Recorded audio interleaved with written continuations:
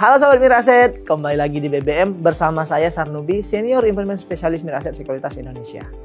Kali ini kita akan membahas tentang dua hal yang sering dilawankan, yaitu capital gain atau dividend gain. Keduanya sah-sah saja, tergantung mana yang lebih cocok sama kamu. Oke, nah kita buat contoh seperti ini Sahabat Miraset. Sahabat Miraset memiliki sejumlah sapi perah. Sapi ini dalam jumlah yang banyak. Pada saat tertentu, harga sapi ini seringkali melonjak tinggi. Nah, Sahabat Miraset jual. Ketika mendapatkan selisih harga beli dengan harga jual, maka itu adalah capital gain. Kemudian, sapi perah ini setiap hari Sahabat Miraset ambil susunya lalu jual. Nah, hasil dari susu ini tadi itu adalah dividend gain atau laba bersih yang dapat Sahabat Miraset terima. Jadi, saya pertegas lagi Sahabat Miraset, capital gain adalah selisih dari harga jual dan harga beli. Kemudian dividen adalah cuan dari laba yang diterima.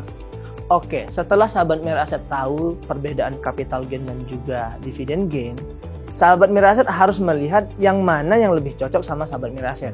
Ini saya ada tips untuk strategi Sahabat Miraset yang mana yang lebih cocok, apakah capital gain, apakah dividend gain. Strategi yang pertama untuk capital gain. Ini sangat cocok untuk Sahabat Miraset yang suka analisis pergerakan harga. Kemudian sabar menunggu momentum naik. Dan juga punya waktu untuk memantau market secara rutin. Tapi Sahabat Miraset, semua itu pasti ada resikonya. Harga saham bisa turun. Kemudian kalau misalnya kamu panik dengan harganya yang turun dan tidak punya strategi yang cukup, kamu bisa merugi. Di sini Sahabat Miraset harus hati-hati, harus punya jantung yang kuat agar ketika harga saham turun kita tetap kuat. Selanjutnya Sahabat Miraset, yaitu strategi untuk dividend gain. Sahabat Miraset cocok untuk dividend gain yang mau cari cash flow pasif. Kemudian punya tujuan jangka panjang dan juga suka dengan stabilitas. Tetapi kembali lagi, semua itu pasti punya resikonya. Nah, di sini resikonya Sahabat Miraset, mungkin perusahaan kita lagi merugi ataupun labanya berkurang sehingga dividennya juga bisa berkurang. Ataupun dia tiba-tiba tidak membagikan dividen. Kalau yang di sini, Sahabat Miraset harus mempunyai tingkat kesabaran yang tinggi. Karena yaitu tadi, dividen mempunyai orientasi jangka panjang. Oke, kita di sini coba visualisasikan keduanya Sahabat Miraset. Bagaimana perbedaan capital gain dan juga dividend gain. Oke, dari aspeknya terlebih dahulu. Ini sumber cuannya. Capital gain tadi kita sudah bahas, yaitu selisih harga jual dan harga beli. Kalau dividen dari pembagian laba. Dari cocok untuk, yaitu kalau capital gain untuk yang aktif, jangka pendek dan jangka menengah. Kalau dividen itu cocok untuk yang pasif dan juga jangka panjang. Kemudian dari potensi pertumbuhan, itu capital gain bisa tinggi, namun dia fluktuatif. Dan kalau dividen itu lebih stabil, tapi dia terbatas. Selanjutnya yaitu resiko utama. Kalau dari capital gain, harganya bisa jatuh dalam waktu yang singkat.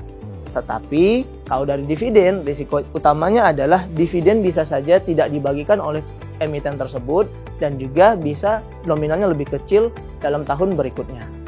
Jadi Sahabat Miraset, semua itu bukan mana yang lebih baik, tetapi mana yang lebih cocok dengan Sahabat Miraset. Nah, Sahabat Miraset udah tahu belum? Kalau di M-Stock itu ada informasi tentang emiten apa saja yang akan membagikan dividen dalam waktu dekat. Sekarang Sahabat Miraset login ke aplikasi M-Stock. Scroll ke bawah, lalu Sahabat Miraset akan menemukan beberapa aksi korporasi.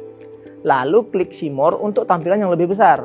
Nah, di sini Sahabat Miraset pilih dividen. Disinilah Sahabat Miraset dapat melihat emiten apa saja yang akan melakukan dividen ataupun yang sudah melakukan dividen. Di sini kita ambil contoh INDF. Dapat Sahabat Miraset lihat, ini ada informasi tentang nominal dividennya, yield dividennya, kemudian tanggal-tanggal pentingnya yaitu come date, ex date, recording date, dan juga payment date. Di sini Sahabat Miraset dapat lihat ada yield dividennya. Itu artinya emitennya sudah membagikan dividen atau sudah lewat dari come date-nya. Sehingga persentase di sini itu didapatkan dari jumlah dividen yang dibayarkan dibandingkan dengan harga pada saat come date. Bagaimana kalau emiten yang belum melewat masa come date-nya? Mari kita lihat. Nah, di sini saya ambil contoh adalah GJTL. GJTL come date-nya tanggal 4 Juli. Kemudian ex date-nya tanggal 7 Juli. Recording date-nya itu 8 Juli dan juga payment date-nya pada 30 Juli. Di sini dividen yield-nya belum terlihat karena dia belum lewat pada masa come date. Untuk sahabat Mirae Asset yang bingung, come date itu adalah hari di mana terakhir kita membeli saham tersebut untuk mendapatkan dividen. Kalau pada saat ex date kita membeli sahamnya, maka kita tidak terhitung lagi sebagai penerima dividen. Dan seringkali juga ketika ex date itu sahamnya akan turun sesuai dengan nominal dividen yang dia bagikan. Jadi, mau capital gain, mau dividen gain, keduanya bisa jadi strategi yang bagus untuk mendapatkan cuan. Asal sahabat Mirae Asset tahu cara mainnya ataupun strateginya. Bahkan banyak investor yang menggabungkan keduanya, pegang saham yang bagus untuk jangka panjang, tapi juga ambil peluang untuk saham-saham yang bergerak cepat atau yang fluktuatif. Jadi, sahabat Mirae Asset tim yang mana nih? Tim capital gain, tim dividen gain, atau keduanya? Tulis di kolom komentar ya. Nah, itu saja sahabat Mirae Asset untuk konten BBM kali ini. Semoga ilmunya bisa bermanfaat dan sampai jumpa di konten BBM selanjutnya dan happy cuan.